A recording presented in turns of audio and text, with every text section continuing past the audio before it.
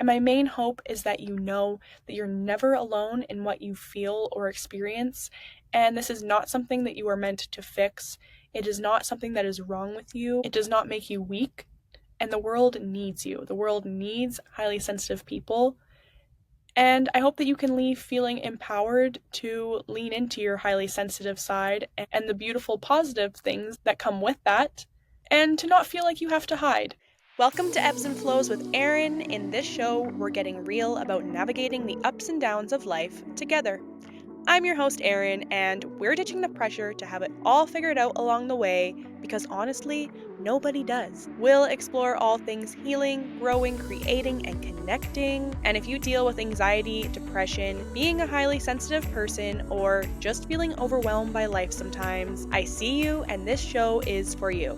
My intention with these conversations is simple: to leave you feeling empowered, validated, and most importantly, reminded that you are never alone, no matter where you're at on your own journey. Learning that we all have the power to heal genuinely changed my life. And the best part, healing does not have to be complicated. The smallest changes really can make the biggest impact, and it can be joyful, fulfilling, and something that we do together. So join me in getting real about what it means to heal. Thank you for being here, and now let's get into it. Hello, and welcome to Ebbs and Flows with Erin, or welcome back to Ebbs and Flows with Erin. Thank you for joining me here today. I am so grateful to have you, as we are going to talk about a topic that is very near and dear to my heart, as it is something that has affected me for as long as I can remember in my entire life. And that is being a highly sensitive person. And although I know that this has been a part of me for my entire life, and I always felt that there was something different about me, something that for the longest time I wished away. I wished that it wasn't the case for me. I wondered why I felt things and was affected by things so deeply, and viewed it as a trait that made me weak or something that I needed to fix. And it has been in recent years, after discovering the science and research behind being a highly sensitive person and the fact that it is a biological trait, and leaning into the positive, beautiful side of being a highly sensitive person, I have come to feel empowered rather than overwhelmed. And that's what I want to talk about today. I want to talk about common signs of being a highly sensitive person, and then tips and tools that will allow you to shift into empowerment rather than overwhelm, because overwhelm is one of the biggest struggles. I would always say that I felt chronically overwhelmed in life. And this is something that the good news is we are able to manage. The biggest message that I want to spread with this episode today is to let anyone who may identify as being a highly sensitive person know that there is nothing wrong with you. And this is not something that you need to fix. It's not a problem that you have. It is not a weakness. You are not too much of anything. If you are a highly sensitive person and you hear me talk about these signs in this episode and you're identifying with it, you've also likely been told throughout your life that you are too sensitive, or you feel too much, or you need to toughen up, or you just feel weird or wrong for feeling so much. I want you to know that there's nothing wrong with you, and this is not something you need to fix. It is a unique trait that you are born with. It's a biological trait that you're born with. Your brain and your nervous system are literally wired differently from those who are not highly sensitive people, and they're wired to take in much more information at all times and process it much more deeply than the average person who has a nervous system and brain of someone who is not a highly sensitive person. And researchers refer to this as sensory processing sensitivity.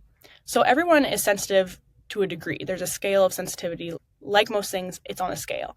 And if you have sensory processing sensitivity, your brain and nervous system are literally wired, like I said, to take in all information at all times from your surroundings, from your external world and your internal world.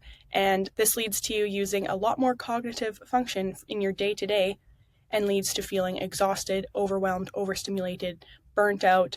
Research shows that highly sensitive people often lead to having anxiety or depression. And we're going to get into why this is and ways to empower yourself and take back your power as a highly sensitive person and lean into the beautiful positive side of being a highly sensitive person, because there is such a beautiful positive side to it. But number one, just want you to know that you are not alone in how you feel or what you experience, and this is not a you problem. It's not something that is wrong with you or that you need to fix. Yes, it can lead to burnout, overwhelm, exhaustion, anxiety, depression. But the good news is that there are ways to feel empowered as a highly sensitive person and turn this whole thing around, because I can tell you for myself, for so long, that's what I identified with, feeling chronically overwhelmed, overstimulated, burnt out, exhausted. As I've shared in this podcast, I have been diagnosed with generalized anxiety disorder, depression, I've dealt with burnout, and that all ties in with being a highly sensitive person and moving through the world that way, not having any knowledge or tools to support myself. And now that I do, and now that I have been able to do that, I can honestly tell you that there is a way to live life as a highly sensitive person and experience ease and flow and the beauty of it more so than the overwhelm and overstimulation, which of course, like everything else, still comes up at times, but there's tools and ways that we are able to manage it and show ourselves love and compassion rather than beating ourselves up and wishing that we were different and wondering why we can't be different and shaming ourselves. So research shows that anywhere from 15% to 30% of the population are highly sensitive people. And so it makes sense that there is not a lot of awareness about how to support highly sensitive people or about what it even means to be a highly sensitive person. But that is changing, and especially since the 1990s, when Dr. Erin pioneered the research behind being highly sensitive people. And since then, there has been more and more research being done and more awareness and support for highly sensitive people. I will link Dr. Erin's website in the show notes below. She has a lot of research and resources on her website for people who may be highly sensitive people. And I might start referring to this as HSPs in this podcast, because highly sensitive people is a lot to say a million bajillion times throughout this episode. So HSP means highly sensitive person. And in this research, 4 foundational traits of being an HSP have been founded. And I'm going to share those, and then I'm going to dive into many more signs and common signs that you may be a highly sensitive person. And then we're going to talk about the tools and tips to empower you and turn that overwhelm and overstimulation and self-shame into empowerment and excitement and ease and flow as an HSP. So the 4 foundational traits of an HSP. Number 1 being that you process thoughts and emotions very deeply. Number 2 is that you become overstimulated very easily by your environment or your internal world, your feelings. Number 3 is that you exhibit increased emotional reactivity and empathy. And number 4 is that you experience sensitivity to the subtleties around you. So the subtle details and stimuli that someone else may not even notice or be aware of, or their brain and nervous system is not taking in, as an HSP, you are taking it all in and you notice the smallest things. So in research, those are the 4 foundational traits. So I want to share some more specific examples of common signs of being a highly sensitive person. And if you're listening to these, you're probably going to have one of 2 reactions. You're going to either think, well, this sounds normal and sounds like things that everyone deals with from time to time. And if that's what you're thinking, you're probably not a highly sensitive person, because if you're listening to this and you're identifying with all these things, and if you are a highly sensitive person, you have likely spent a lot of your life wondering what's wrong with you or why you are this way, or wishing that you could not feel things so deeply or not be so deeply affected by things, or wondering why others don't seem to notice or be affected by the things that you're affected by, or the things you feel or the things you notice. So if you know, you know. If you don't, and you're listening to this, maybe it will help you if you can identify or believe that others in your life might be highly sensitive people. This can empower you to help empower them. But let's get into it. The first sign that I want to share about is sensitivity to light. Now, if you are a highly sensitive person, your biggest enemy in your day-to-day life is the big, scary lights, overhead lights. I will do anything in my power to not have an overhead light on in my home. If you work in an office, you know how overstimulating that fluorescent lighting can be, and I feel for you. It is a struggle.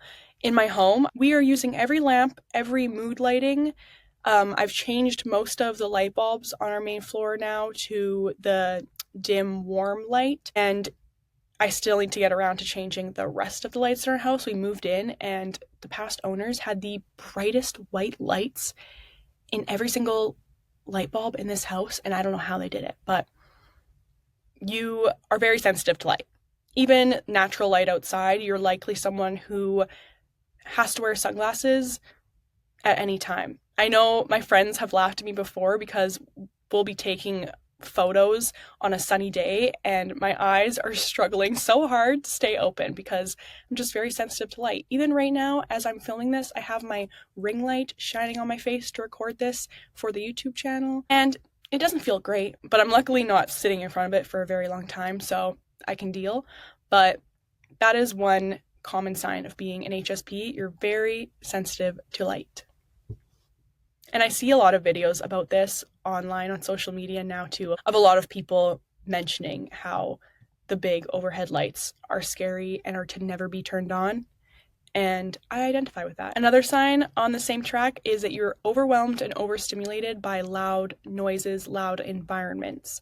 So you're likely someone who, if you're out for a group meal at a restaurant that's playing music that is loud, or not even the music, there's just a few people or many people at this dinner and there's a lot of different conversations going on around you, you can start to feel overwhelmed and overstimulated, and it's hard for you to focus or partake in the conversation because you are distracted by the noise of all the different conversations or the music and conversation, and it's something that actually affects you, where your instinct is to kind of just shut down, and you might look around and be like, how is everyone else doing this? That is a sign of being a highly sensitive person. When it comes to work, you might struggle if you work around others and they're taking phone calls or listening to music or whatever it may be. They're talking, they're having conversations in the office. You might struggle to focus and work with noise going on around you. I know another example of this is, for me, the overhead fan above my stove when I'm cooking. I feel so overstimulated when that thing is running, and you don't even really notice exactly how overstimulated you are until you turn it off, and it's like a sigh of relief. And it's funny because when it comes to music, if it's my choice and I am choosing to listen to the music, I'm blasting my music every single time. But if it's not my choice and I have not chosen to put the music on and music is too loud, I am overwhelmed. Another sign is that you might be sensitive to clothing or feeling restricted. So what you wear really matters. And if you're not a highly sensitive person, you might hear this and think, well, yeah, no one likes to be uncomfortable. But as an HSP, you go out of your way to make sure that your wardrobe and what you're wearing puts your comfort first. And this is why, if you're ever watching on our YouTube channel at Ebbs Flows with Erin, I pretty much 100% of the time will be in a sweatsuit. And I am blessed at this point in my life that for a large majority of it, I can get away with wearing a sweatsuit. And when it comes to more formal outings, I will do whatever I can to stay away from a jean, any sort of denim pant. I like to call them leg prisons. Anything other than a jean. I hate a jean. And if you know me, you know this. You'll know that you will rarely catch me in a jean. I have been called out in the work environment before, when I was in school before, and if I happened to show up in jeans, someone would say, wow, Erin, you're in jeans. And often, if I'm wearing a dress or a skirt, it's for comfort. And I hate when you walk in somewhere and you're in a dress or a skirt or even a pantsuit and So many times you get the comment, wow, like you're so dressed up today, or oh, what are you so dressed up for? And 98% of the time my answer is, I'm just looking to be comfortable. And luckily it looks presentable. But most of the time I'm choosing a dress or a skirt or a flowy trouser over jeans. Even leggings, it has to be a really specific material. It has to be comfy because those feel too restrictive to me. If there's a tag on my shirt, it is being cut off every single time. But if I don't cut it perfectly and it has that scratchy bit, that is taking up the rest of my mental space for the rest of the time that I'm wearing that item of clothing.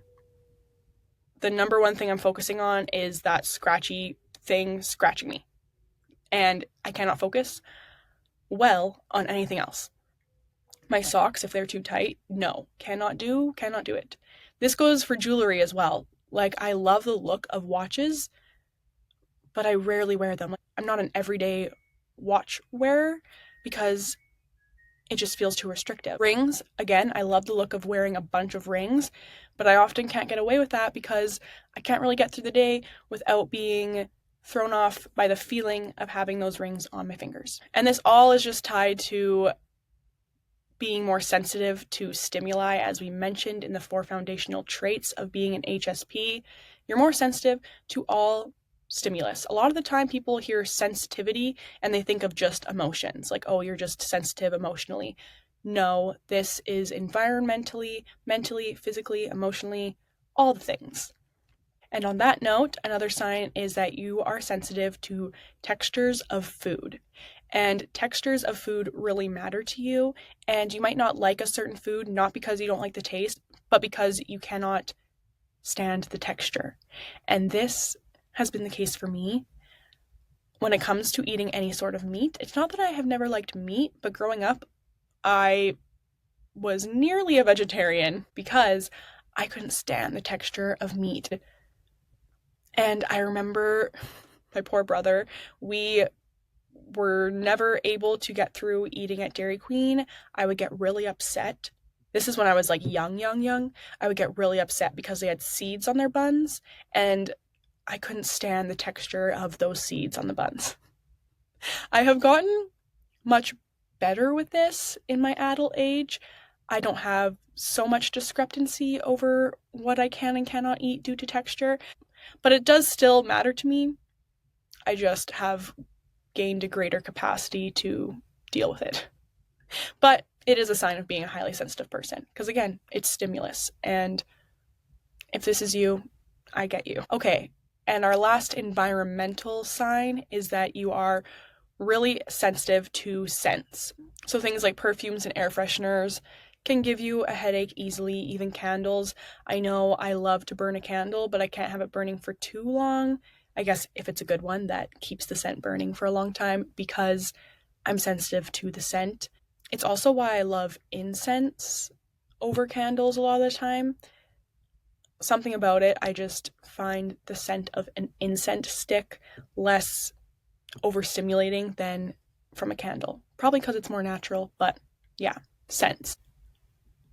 Okay, one of the most impactful signs of being a highly sensitive person is that you are extremely sensitive to the energy around you and the moods of people around you. And this can get a little bit confused with being an empath, where most highly sensitive people are empaths, but not all empaths are highly sensitive people, if that makes sense.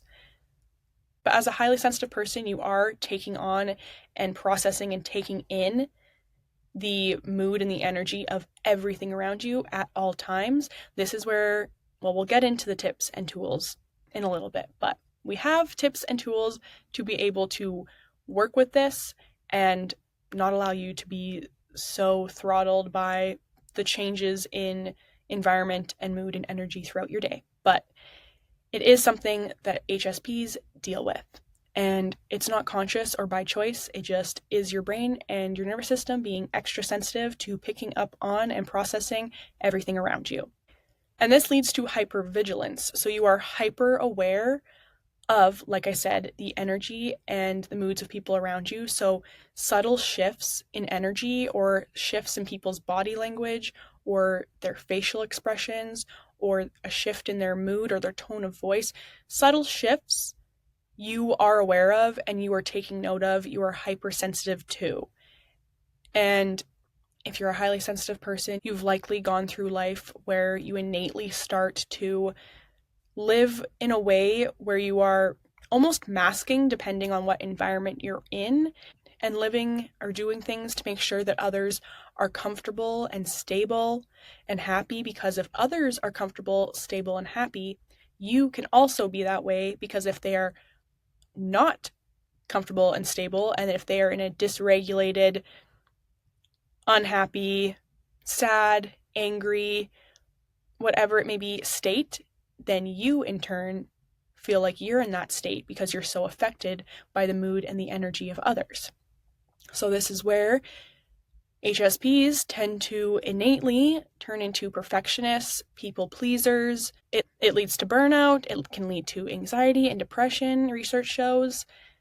And you can't beat yourself up for realizing that you've been doing this, because it is a survival mechanism. If someone, as a highly sensitive person, when you go through life and you're not taught about tools or ways to support yourself and to shield yourself from taking on the energy of everything around you, you naturally, you want to feel safe and comfortable. So in order to do that, you realize that it is beneficial to make sure that the others around you are stable and comfortable. So I hope that made sense, but that is something that is huge to realize, and then to know that there are things we can do in order to ground ourselves into our own energy and not be so affected by these things. So another sign is that you feel your feelings very deeply. The good and the bad and the seemingly small and big things you feel very deeply, and you've likely often wondered why you feel things so deeply and why it doesn't seem like the people around you or others do, or you just feel like you're not understood for how deeply you feel things. I know for myself, I have a lot of past journal entries through growing up. I kept a diary starting in like grade 1, and I was not always consistent with writing, but throughout my life I always did write, and I have so many entries where I'm like just wishing that I could change the fact that I feel things so deeply, and wondering why I am this way, and wishing that I wasn't this way. And it really makes me sad for past versions of myself, because although I've said in past episodes I would do everything I could to not appear overwhelmed, overstimulated, confused, burnt out, anxious, even depressed later in life, I would do everything I could to not appear that way on the outside, but it really did take over me on the inside for a lot of my life, and it makes me sad for past versions of me.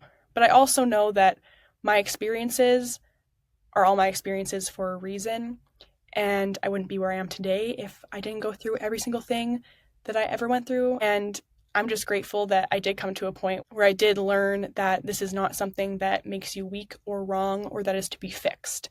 Like any other trait that you could have, there are the more negative and positive sides of it, and it's just having tools and awareness to work with that. And coming to the point where I realized, especially after being on Effexor for 6.5 years, the antidepressant medication, I started this podcast with a 3-part series sharing about that, and that made me really numb to everything.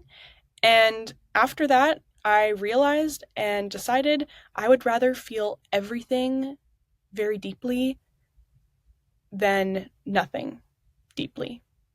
And on that note, not only feeling deeply our own feelings, but we feel deeply and feel deeply moved by things like written words. So reading or listening to music, it moves us emotionally, and we feel very connected to the art or even to the artist that has created the art. So things like reading and listening to music for highly sensitive people have likely been something that you feel really connected to and drawn to throughout your life. And I know this is true for myself. I grew up always reading, writing, and listening to music. Music has moved me in such a deep way. I feel so deeply connected to music, and I always have. Looking back at my life, starting as early as like 4 years old, I recall periods of my life based on the music that I was obsessively listening to at the time. And I always made a point of getting to live music, getting to concerts. Growing up, I would barter with my mom and be like, okay, I don't want a birthday party. I don't want a birthday gift when my birthday comes, but this concert is happening now. So if I can just go to this concert now, I don't need a gift or a party for my birthday when it comes. And I just love the feeling of being at a concert surrounded by people who deeply connect to and are moved by and appreciate the art, the music that we're listening to.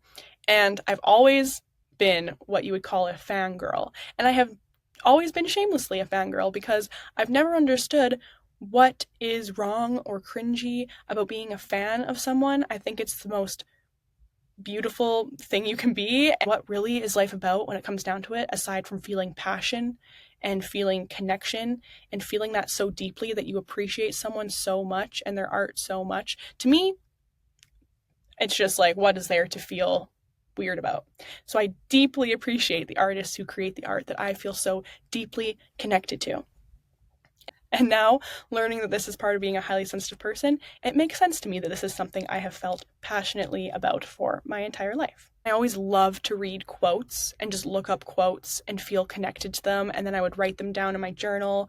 I would read those books growing up, like Chicken Soup for the Soul, of different people's stories, and I just remember always feeling really moved by reading. And if you're identifying with this, you probably also identify with if you've met someone or talked to someone who shares that they don't really care about music or they don't care for music, they don't listen to music, you're absolutely mind-boggled by it. And this ties into the next sign, which is that HSPs notice and feel moved by the beauty in things. The beauty in even the most subtle, small things, the small details.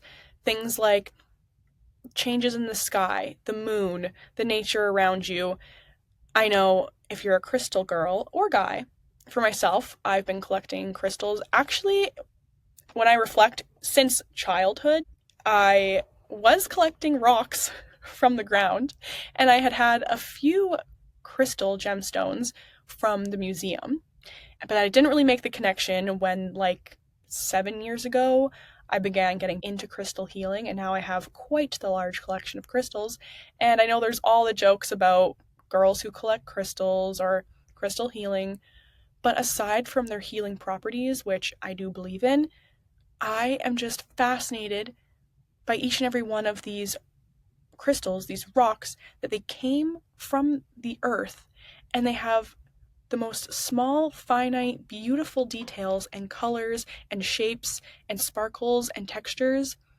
I just stare at my altar of crystals and the details of them, and I am in awe of their beauty. And so I'm like, yeah, I am a rock collector, and I do find them beautiful. I'm like, how do you not? These are like miracles from the earth. That they all look different and have different details and properties and colors. Anyways, that's for me an example.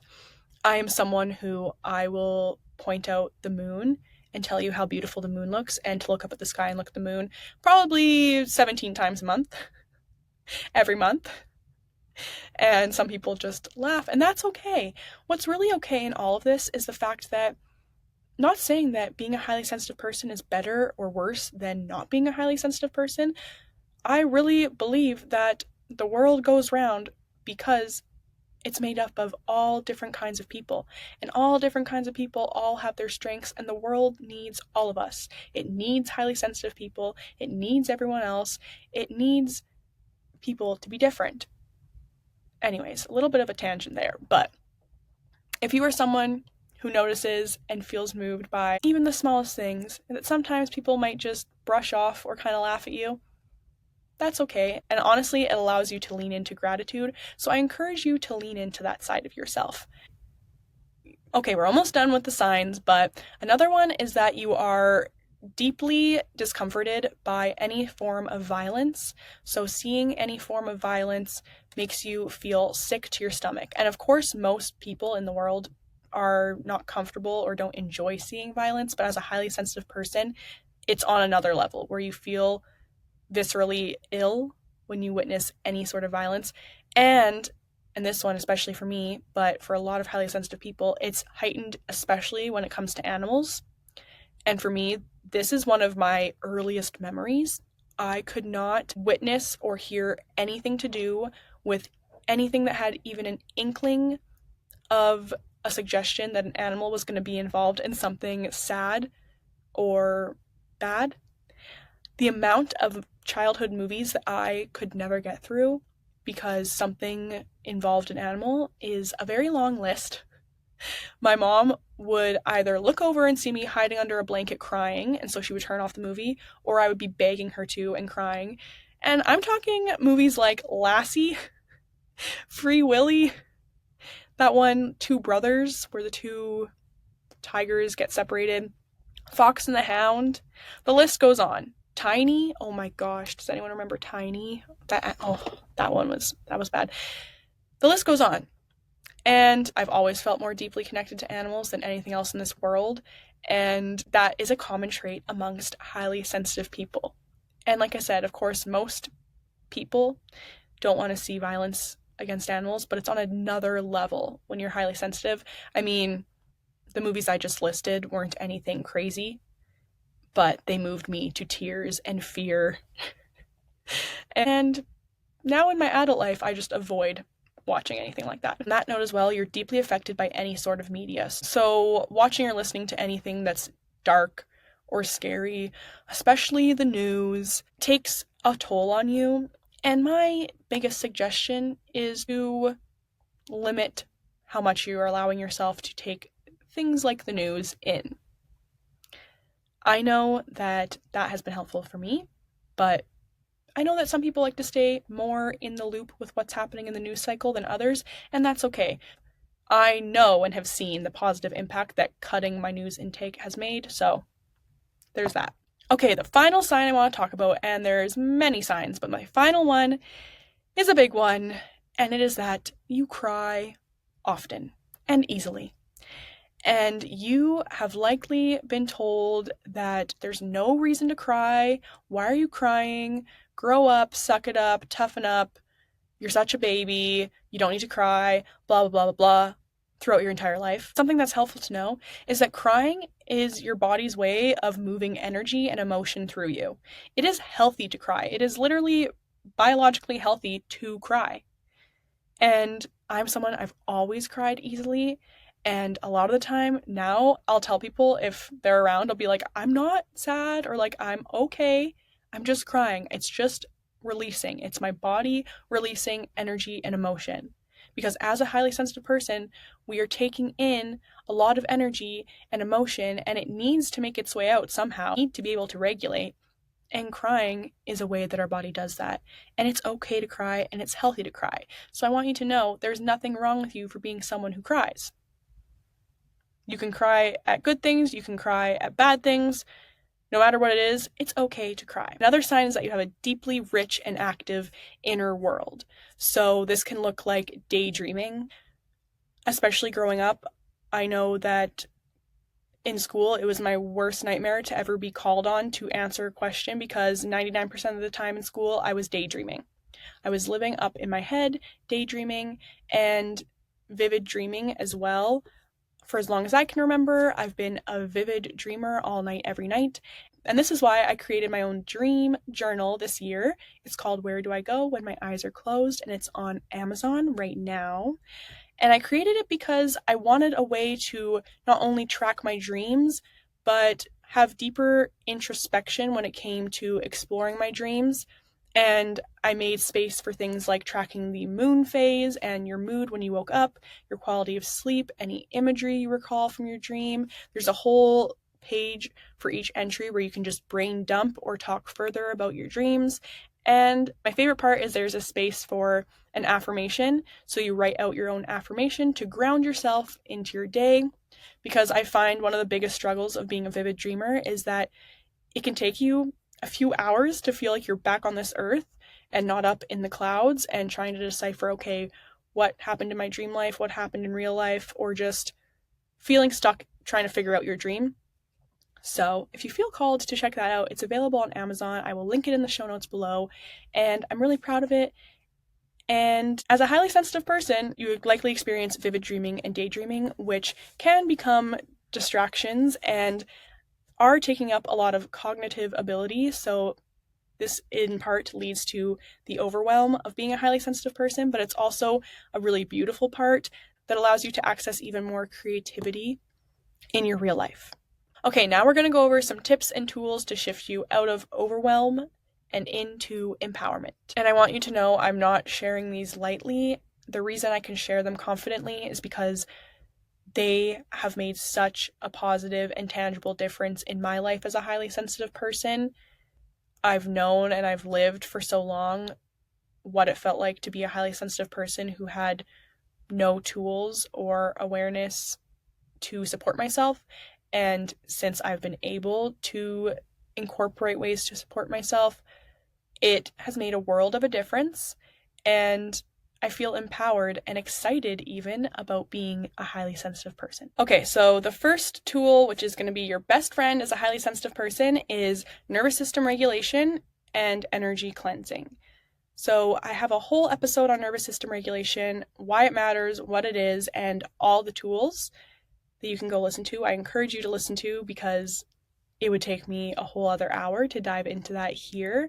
But like I've said, a highly sensitive person's nervous system is more sensitive, and it is going to be key for you to be able to regulate yourself and cleanse your energy and call your energy back home to yourself. So you're taking on the energy of everything around you throughout your day. So having a practice where you are balancing your energy and cleansing your energy is going to be really powerful. There are many ways you can do this. You can do it through meditation, visualization. There's energy practices, quick and easy ones that I like to share over on my Instagram. You can do some breath work and some tapping on your body, journaling, moving your body with somatic movement, or going for a walk outside, any form of stretching, dancing, connecting with your higher power. You can have Reiki channeled to you, or if you're certified to do a self-Reiki practice, Reiki is an energy healing holistic modality that works to balance your energy centers. I got certified in Reiki because of being a highly sensitive person. I knew that this was going to be beneficial in order to balance my energy, and I utilize this every day. There are so many things that you can do to work with your energy and regulate your nervous system, and you have to work with your nervous system in order for any healing or change or calm and relaxation to take place. And my next tool to empower you is self-compassion.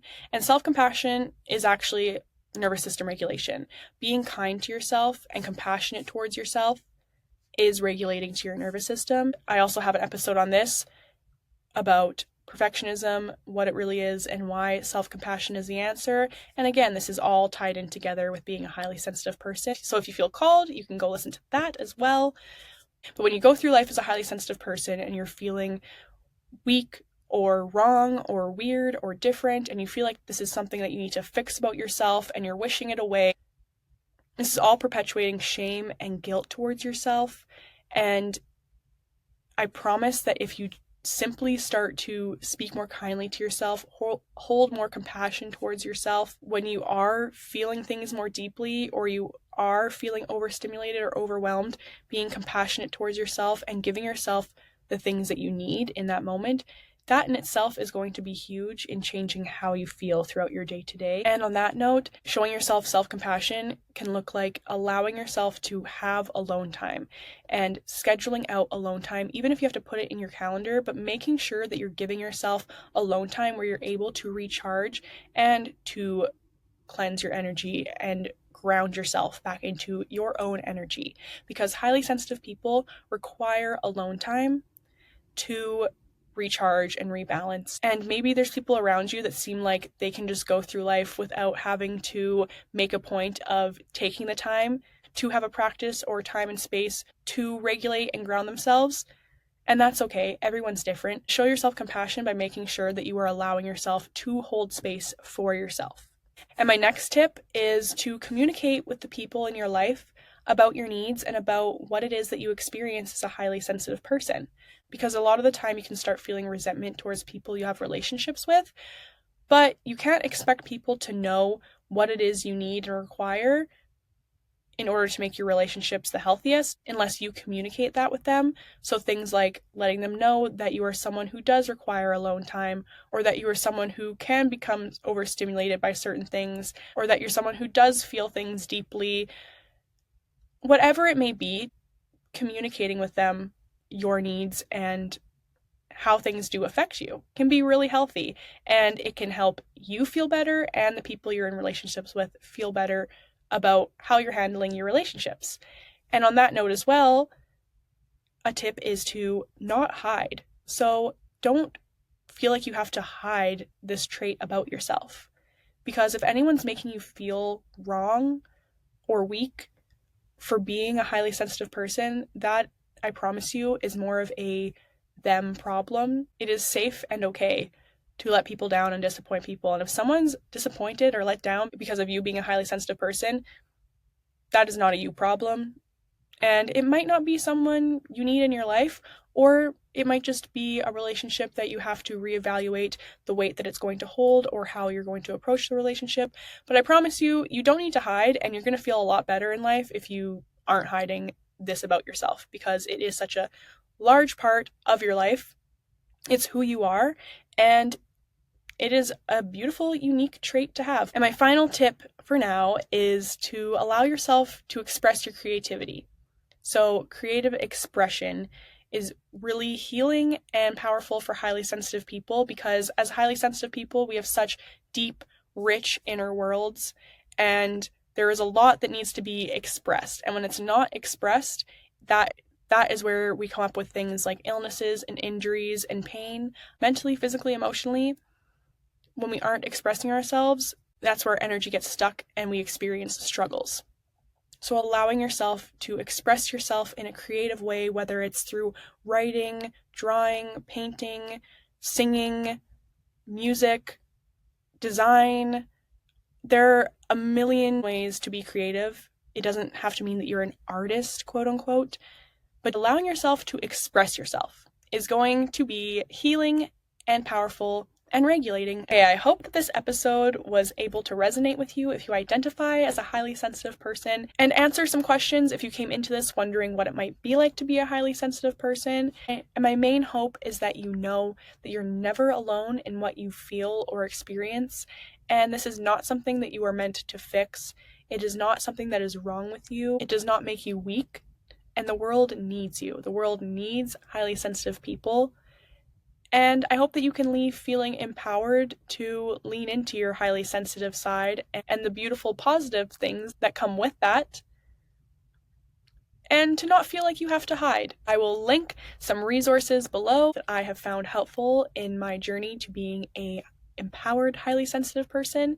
And I'm sure I will talk much more about this throughout future episodes of this podcast, because it really is at the core of who I am as a person and everything I've experienced in my healing journey and just my entire life. So if you have any questions or comments about the podcast, I would love to hear them. You can DM me at ebbsandflows222 on Instagram, or send me an email, erinebbsandflows@gmail.com. It's all linked below in the show notes. I am sending you lots of love and healing and gratitude. Thank you for being here with me today. I will see you next week. Bye-bye.